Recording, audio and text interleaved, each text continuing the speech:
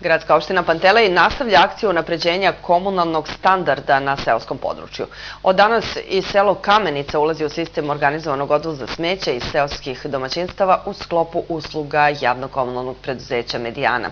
U okviru sistemskog rješavanja problema odlaganja komunalnog otpada na seoskom području prethodno je u potpunosti sanirana dugotrajna divlja deponija na lokaciji Bela zemlja.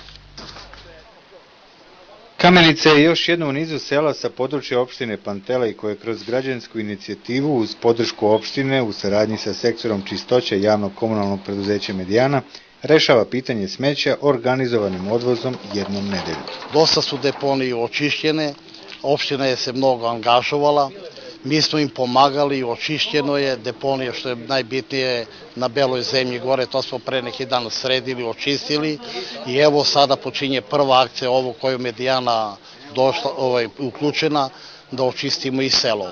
Na inicijativu meštana sela Kamenica mi smo danas počeli sa organizovanim sakupljanjem i odvozom komunalnog otpada i naša ekipa će svake srede u prepodnevnim časovima obići ovo selo. Moram da kažem da je prijavljivanje bilo dobrovoljno i da je negde 50% prijavljeno.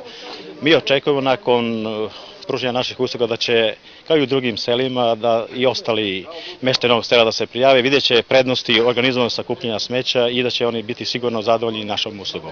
Tu smo negde na pola puta kada je opština Pantelej u pitanju, Kamenica kao peto selo gde smo zarad poboljšanja komunalnog standarda očistili nekoliko deponija i evo danas krenuli sa organizovanim odvozom smeća što će u mnogome olakšati u buduće pravljenje deponija kako na ulazu u selo Kamenica, tako na svim mogućim izlazima gde smo sa Udruženjem za lokalni razvoj Kamenice, sa mesnom zajednicom, sa osnovnom školom i Erste bankom u prethodnim mesecima čistili lokalne deponije na teritoriji ove mesne zajednice i mišljenja sam da ćemo u narednom periodu i u ostalim selima uspeti da realizujemo odvoz smeća.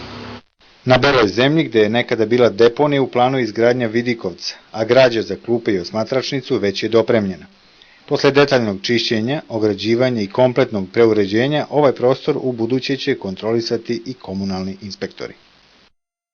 Enciklopedija srpskog stripa, nazvana Stripovi koje smo voleli, dobitnik je ovogodišnjeg priznanja za izdavački poduhvat godine na upravo završenom sajmu knjiga